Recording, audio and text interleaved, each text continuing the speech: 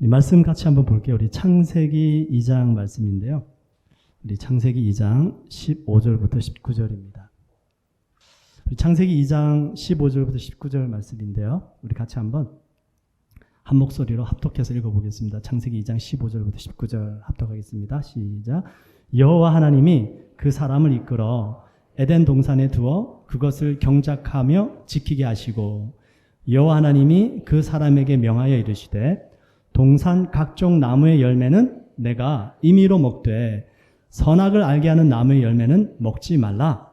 내가 먹는 날에는 반드시 죽으리라 하시니라. 여호와 하나님이 이르시되 사람이 혼자 사는 것이 좋지 아니하니 내가 그를 위하여 돕는 배필을 지리라 하시니라. 여호와 하나님이 흙으로 각종 들짐승과 공중의 새를 지으시고 아담이 무엇이라고 부르나 보시려고 그것들을 그에게로 이끌어 가시니 아담이 각 생물을 부르는 것이 곧 그 이름이 되었더라. 아멘. 오늘 말씀의 주제를요, Origin and Destiny of Thoughts. 그러니까 생각의 시작과 끝 이렇게 좀 정해봤어요. 상당히 오묘하죠. 철학적이죠. 우리 생각의 시작과 끝이라는 것인데요. 여러분, 저희들이 오늘 이 본문 말씀을 보면서 아마 한 번쯤은 생각하신 질문이 있을 겁니다. 하나님은 왜 선악과를 만드셨을까? 그죠? 왜 만드셨을까요? 그래서 가끔 이제 이렇게 생각하시는 분들이 계세요. 하나님께서 선악과만 안 만드셨다면 인간이 범죄할 일도 없고, 그죠? 우리가 이렇게 고통을 당하지 않아도 될 텐데 하나님이 왜 선악과를 만드셔가지고 인간을 이렇게 고통스럽게 하시고 불순종하게 하시고, 이미 하나님은 모든 것을 아시는 분이시잖아요. 그러면 선악과를 만들었을 때 아담과 하와가 먹을 것도 아셨을 텐데 아시면서 만드셨다는 얘기는 뭔가 하나님이 우리 인간에게 뭔가 골탕 먹이시려고 그러신 것이 아닌가, 이렇게 생각하는 경우들이 있는데요. 여러분, 오늘 그래서 제가 오늘 하고 다음 주 한 3주 정도 지금 생각을 하는데 또 하나님 인도하시는 대로 좀 가볼게요. 과연 우리의 이 생각, 내가 지금 하고 있는 이 생각이 올바른가? 잘못됐나? 과연 이것을 어떻게 분별하냐는 겁니다. 생각을 어떻게 하느냐에 따라서 우리의 행동이 나오고 말이 나오고 삶이 변화되는 거거든요. 그러니까 잘못된 생각을 하면 그 잘못된 생각에서부터 이 모든 언행 심사가 시작이 됩니다. 생각이 참 중요해요. 생각을 우리가 분별할 수 있어야 되거든요. 내가 생각하는 것은 이건 맞아, 확실해. 거기에 대한 확신과 든든한 믿음을 가져야 되는데 그러지 않거나 잘못된 생각을 해놓고도 맞다고 생각하게 되면 이제 큰일 나는 거죠. 그래서 오늘 이 말씀의 제목을 그래서 생각의 시작과 끝 이렇게 한번 정해봤는데요. 재미있는 실험을 한 이제 심리학자들이 많이 하는데 한번 그림 한번 보여줄래요? 우리 밖에 로비에 계시는 분들은 예배 파일 한번 보시고요. 원숭이가 있고요. 그리고 팬다 곰이 있어요. 그리고 바나나가 있습니다. 여러분, 2개씩 한번 묶어보세요. 어떻게 2개씩 묶을 수 있을까요? 첫 번째 묶는 분들은 원숭이하고 뭐랑 묶을 수 있죠? 바나나예요. 할렐루야. 정답입니까? 혹시 원숭이하고 팬다 곰 묶으신 분 계세요? 괜찮아요. 할렐루야. 괜찮아요. 심리학자들이 조사를 해보니까 동양인들은, 특히 이제 한국 사람들이죠. 동양인들의 사고가 원숭이하고 바나나를 묶더래요. 당연하죠. 원숭이가 바나나 좋아하니까. 저도 그렇게 생각했습니다. 근데 서양 사람들은 어떻게 묶었냐면 원숭이하고 팬다 곰을 묶었어요. 이유가 뭐죠? 동물이니까. 이 생각이 이렇게 달라요. 우리 원숭이하고 팬다 곰을 묶으신 분 안에는 서양인의 피가 생각이 다를 수 있어요. 한국 분들 중에도 뭐 다 원숭이 바나나만 뽑는 건 아니고요. 농담입니다. 오해하지 마시고.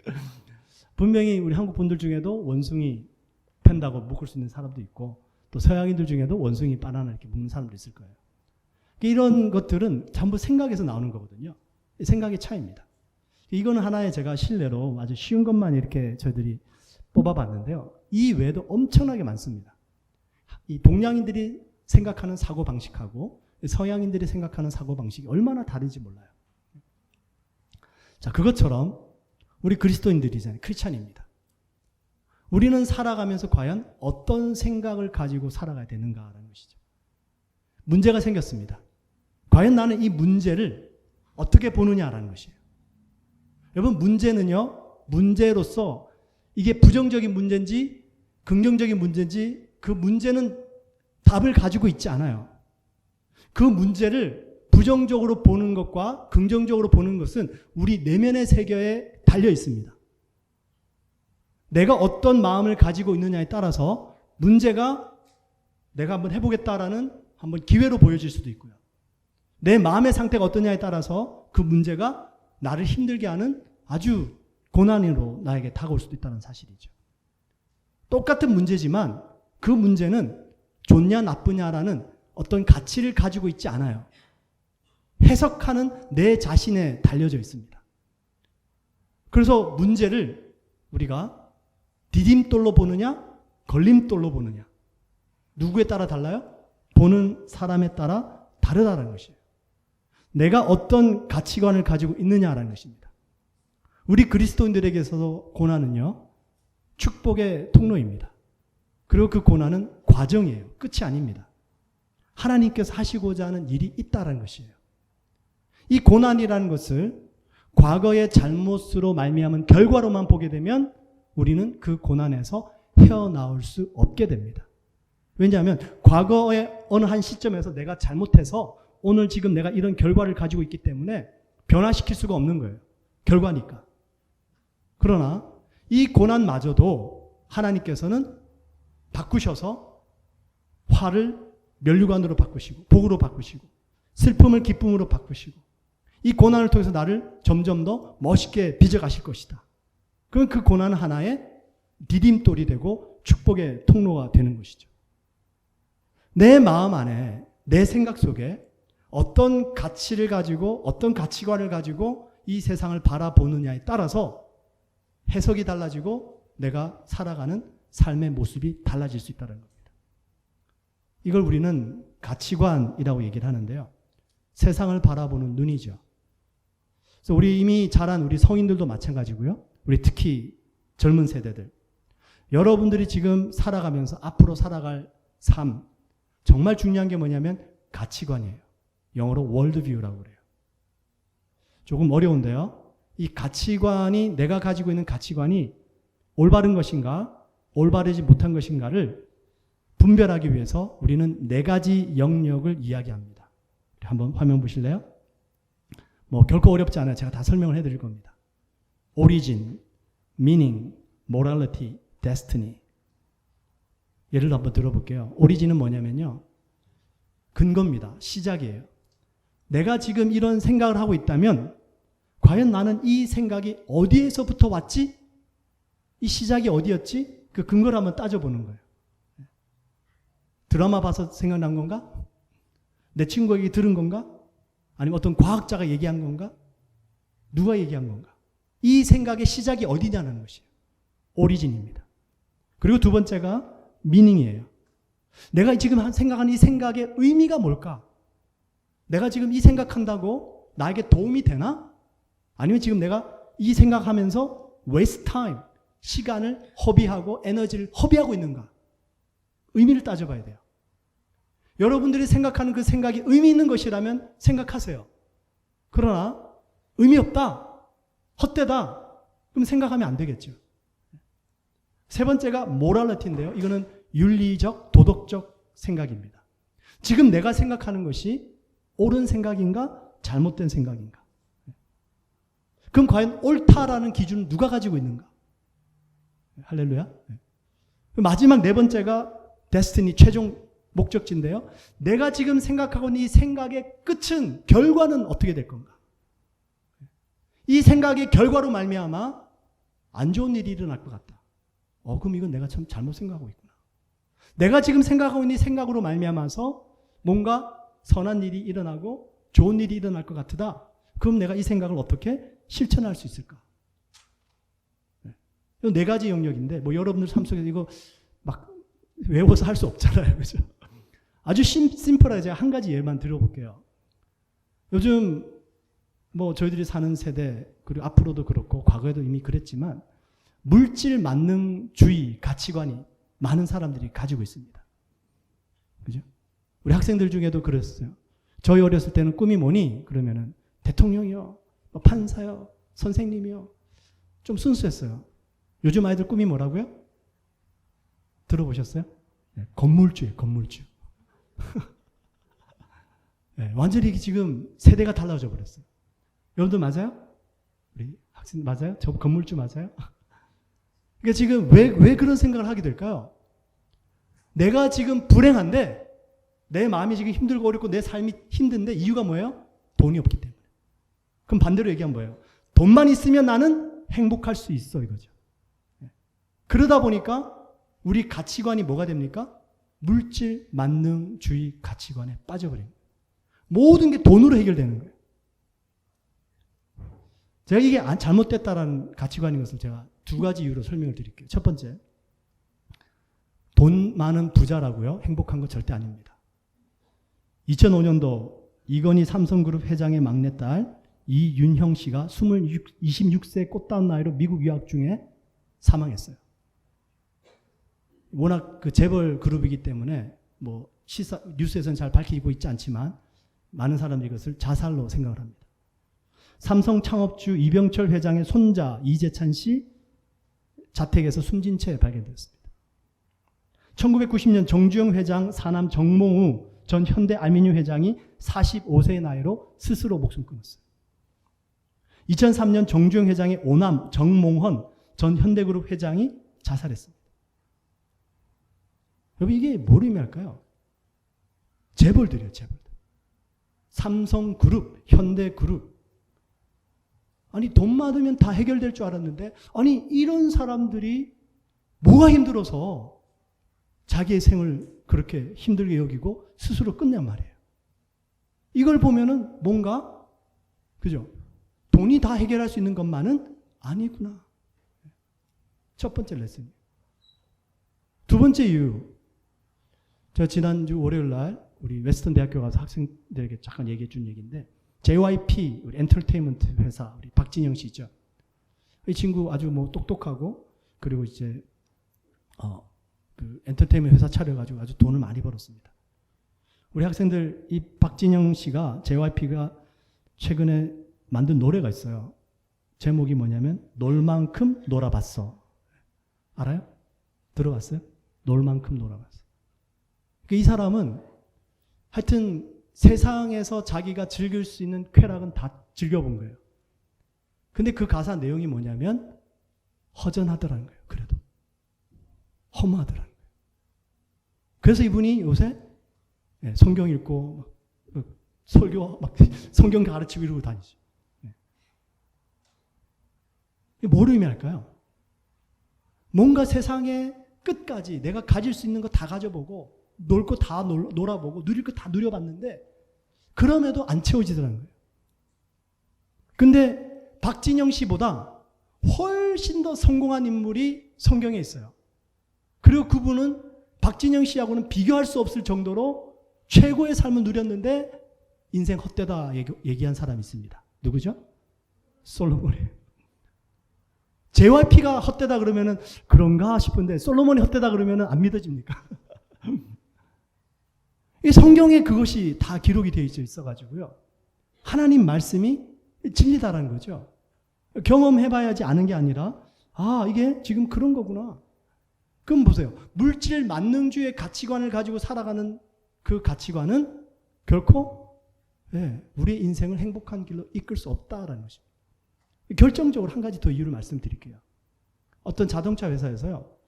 자동차에 결함이 발견됐습니다. 그래서 사고가 나서 소비자가 고발했어요. 그래서 법정 소송까지 가서 소비자가 승소했습니다. 그러면 그 자동차 회사에서는 그 결함 문제를 해결을 해야 되는데 비용을 따져본 거예요. 이 자동차의 결함을 해결하기 위해서 모든 공장의 그 공정체제 바꿔가지고 문제 생긴 자동차를 리콜해가지고 고쳐주는 수리비하고 법정 소송 걸려가지고 보상해 주는 거하고 이 손익을 계산해 보니까 수리비가 더 많이 들어요. 차라리 보상해 주는 게 나아요. 그래서 이 자동차 회사에서 법정 소송에서 졌음에도 불구하고 안 고칩니다. 사고 난 차량, 사고 난 사람들은 오면은 보상해 주는 거예요. 윤리적입니까? 비윤리적입니까? 비윤리적. 이게 뭐예요? 물질의 가치를 두면 이런 일이 벌어지는 거예요. 돈 때문에 사람 죽어도 괜찮은 거죠. 이거는 결코 옳은 일이 아닙니다. 그러니까 물질 만능주의 가치관이 나는 돈이 최고라고 생각해. 돈만 있으면 행복해. 요 네 가지 오리진, 모랄리티, 그리고 이 데스티네이션, 데스티니, 미닝 네 가지 가만히 생각을 해보면 이 가치관은 결코 어느 것 하나 중에도 맞는 것이 없다라는 것을 우리는 알게 됩니다. 우리 그리스도인들이 가져야 되는 이 가치관, 그 다음 슬라이드 한번 보여주시면요. 오리진은 뭐냐면 우리 사람의 시작이 뭐냐면 하나님께서 우리를 지으셨다는 거예요. 하나님이 우리를 지으셨는데 하나님께서 하나님의 형상을 따라 우리를 지으셨어요. 아, 사람이라는 존재는 하나님께서 하나님의 모습을 따라 만드신 것이구나. 이게 시작이에요. 그러면 우리의 인생의 의미는 뭔가? 나를 지으신 분, 나를 구원하신 분을 위해서 사는 것, 그분께 쓰임 받는 것, 이게 삶의 의미가 있단 말이에요. 이 세상에 존재하는 모든 물건들은 목적이 있습니다. 용도가 있어요. 근데 그 용도를 잘못 쓰게 되면 의미가 없어져 버립니다. 그릇도 그 그릇 나름대로의 전부 목적이 있잖아요. 하나님이 나를 지으셨어. 내 삶의 의미는 하나님께 쓰임 받는 거야. 그리고 모랄리티, 뭐가 선이냐, 뭐가 악이냐. 하나님께서 옳다고 한 것이 옳은 것이고 하나님께서 잘못됐다면 잘못된 것인 거예요.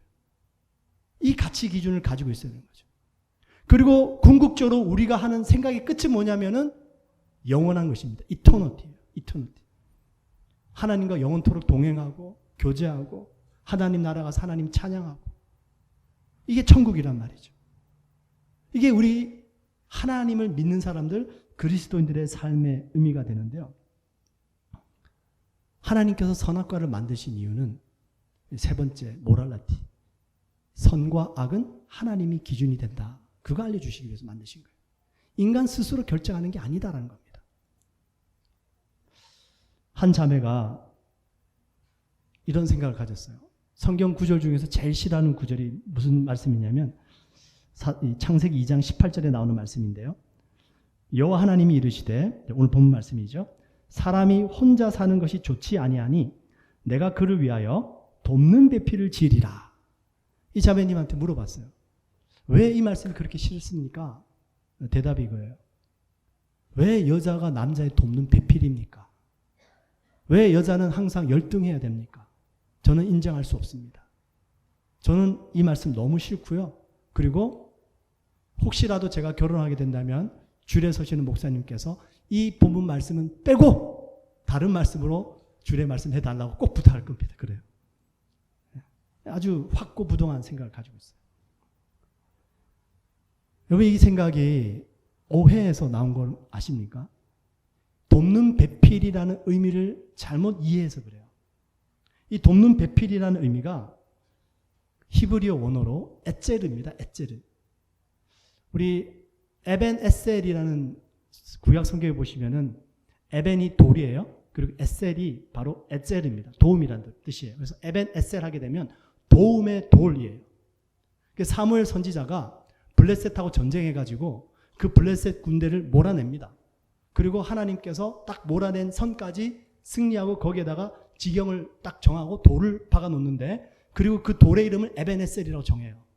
하나님께서 우리를 여기까지 도우셨다라는 상징적인 의미입니다. 지경이죠. 에벤에셀, 도움이라는 뜻이에요. 하나님이 도우셨기 때문에 승리할 수 있었다는 거죠. 하나님이 돕지 않으셨다면 승리 못했다는 얘기입니다. 시편 말씀에도 보면요, 여호와는 나의 도움이십니다. 에체르예요. 이 표현이 얼마나 많이 나오는지 몰라요. 그 대표적인 말씀이 시편 46편 1절이에요.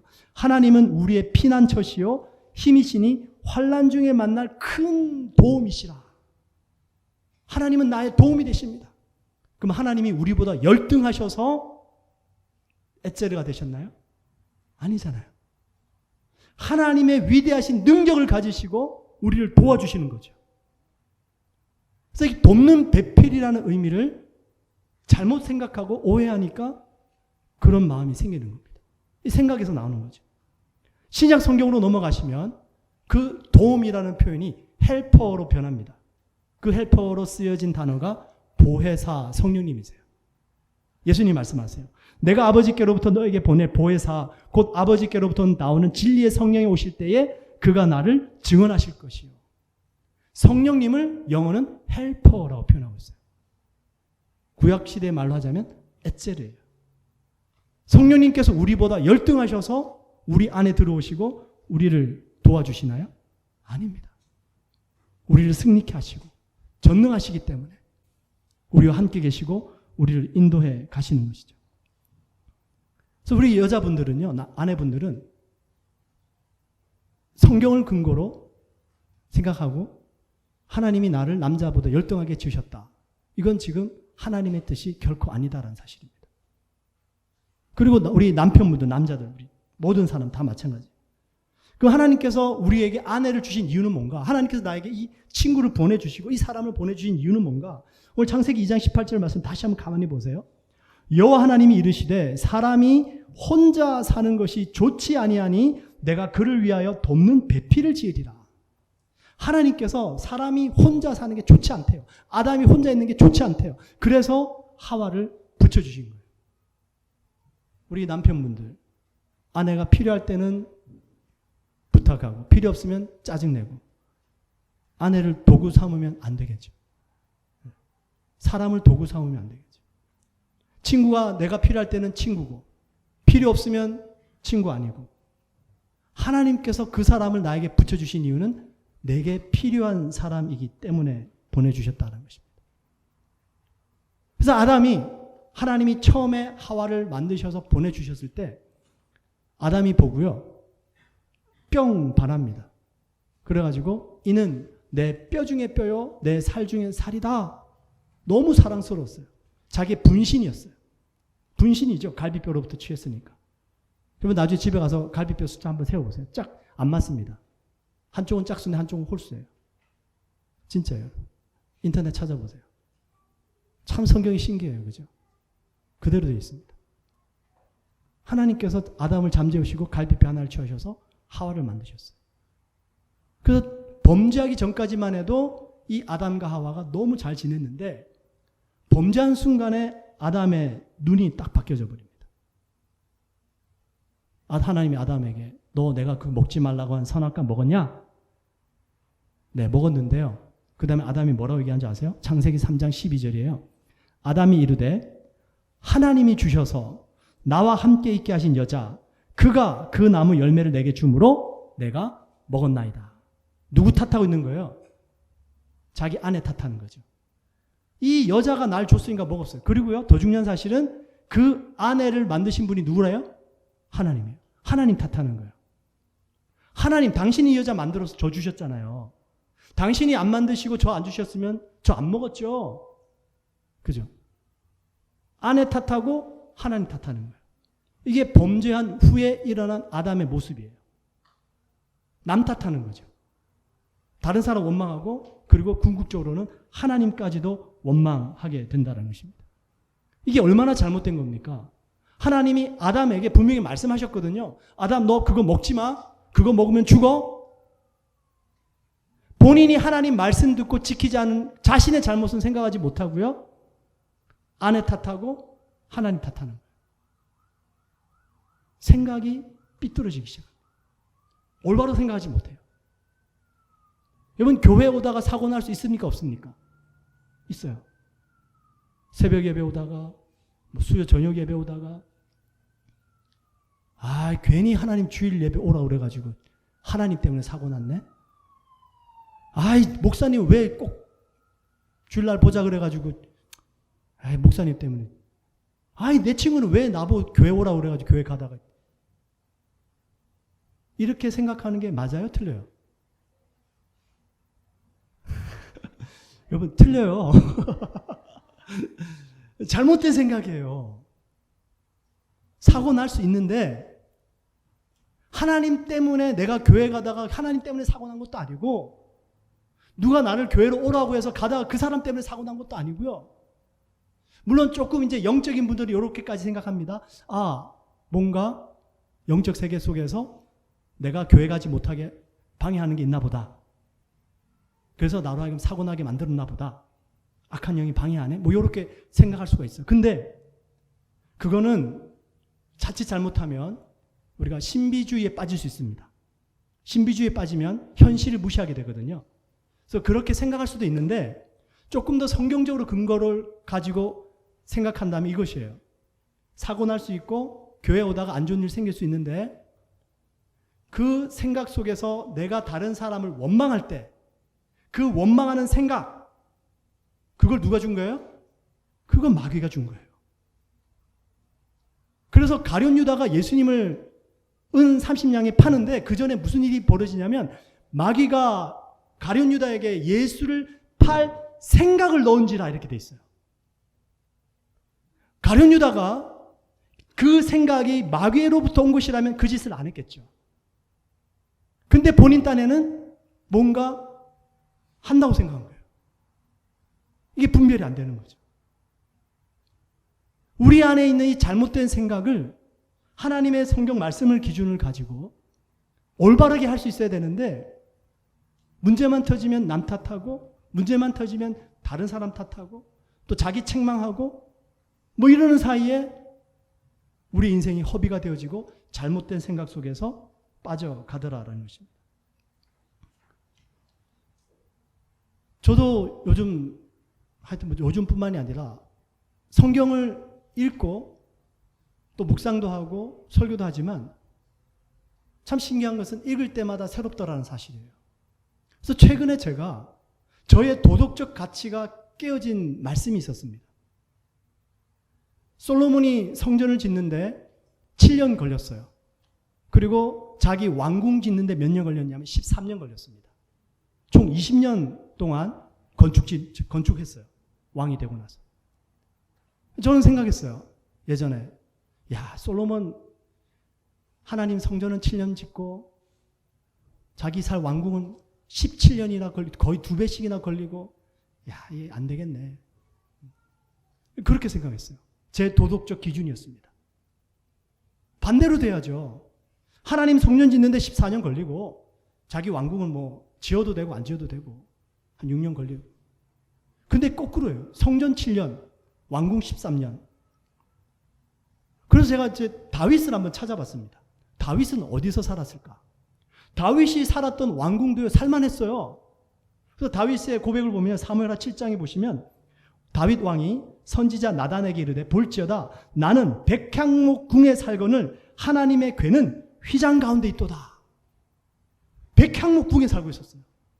그 당시에 최고의 목재 자료를 가지고 지은 궁전에 다윗이 살고 있었단 말이에요. 근데 솔로몬은 또 지은 거예요.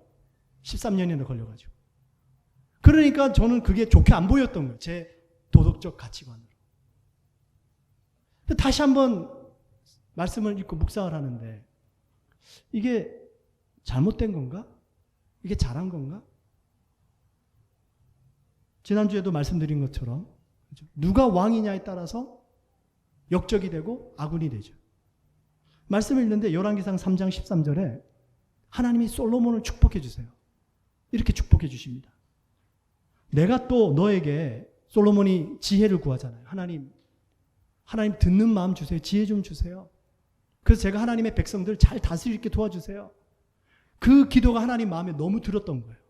그래서 하나님께서 솔로몬에게 내가 또 너에게 너가 구하지 아니한 부귀와 영광도 내게 주노니 너의 평생의 왕들 중에 너와 같은 자가 없을 것이라. 하나님이 솔로몬에게 부귀와 영광을 주시겠다고 약속하셨어요. 그리고 솔로몬 전도 후도 너와 같은 왕이 없을 거야 라고 말씀해 주십니다. 그럼 다시 한번 질문 드려볼게요. 제가 저한테 질문했어요. 그러면 솔로몬이 13년 동안 왕궁을 지은 것도 괜찮은 거겠네? 하나님이 축복해 주셨으니까. 그런 거 아닙니까? 그죠? 그러니까 우리 눈으로 함부로 판단할 게 아니라는 거예요. 다윗의 마음 얼마나 귀합니까? 나는 백향목 궁에 거하는데 하나님의 언약궤는 저기 천막에 거하는데 하나님 성전 지어드리고 싶어요. 근데 하나님이 다윗에게는 성전 못 지게 하시잖아요. 오히려 인간적인 눈으로 보면 다윗이 성전을 짓게 해야죠. 근데 아닙니다. 우리 인간이 보는 눈하고 하나님의 보는 눈이 이렇게 다르더라는 것입니다. 여러분들께서 어디에다가 가치 기준을 두고 옳고 그름을 판단하고 내가 세상 속에 살아갈 것인가? 여러분, 축복, 생사, 화복, 이건 하나님의 손에 다 달려있는 거예요. 하나님이 주시면 주시는 겁니다. 그래서 하나님의 뜻이면 좀 주세요. 축복해 주세요. 받을 수 있겠죠. 근데 하나님이 우리를 더 잘하시겠죠. 얘는 주면 딴짓할 것 같아. 잠깐 기다려. 너 먼저 연단하고 내가 해줄게. 그 축복이 아니 될 수가 있으니까 하나님 다 하시는 거예요. 연단 받은 다음에 인도해 가시는 거죠. 여러분들이 이 생각을 하나님 중심으로 하나님 말씀에 맞추지 않으면 자꾸만 내 생각으로, 내 경험으로, 내 가치 판단을 가지고 생각하게 돼요. 하나님의 생각이 뭔가? 예레미야서 29장 11절 보고 마치겠습니다. 같이 한번 볼게요. 우리 합독할까요? 예레미야서 29장 11절. 우리 합독하겠습니다. 시작. 여호와의 말씀이니라. 너를 향한 나의 생각을 내가 아나니 평안이요 재앙이 아니니라. 너희에게 미래와 희망을 주는 것이니라. 하나님의 생각으로 여러분들의 생각을 채우시길 축원드립니다. 네, 이게 하나님 생각이에요. 근데 고난이 있어요. 어려움이 찾아와요. 하나님 생각. 이 말씀은 언제 하신 줄 아세요?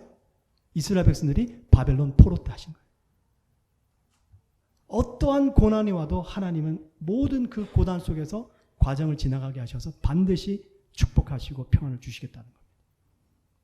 우리 학생들이 있어서 제가 한마디만 하고 마칠게요. 제가 여러분들 나이 때 우리 때는 오락실이 있었어요. 저 오락실 가끔 잘하지 못했는데 가끔 가요. 오락한단 말이에요. 오락실 가서 오락이 잘 돼요.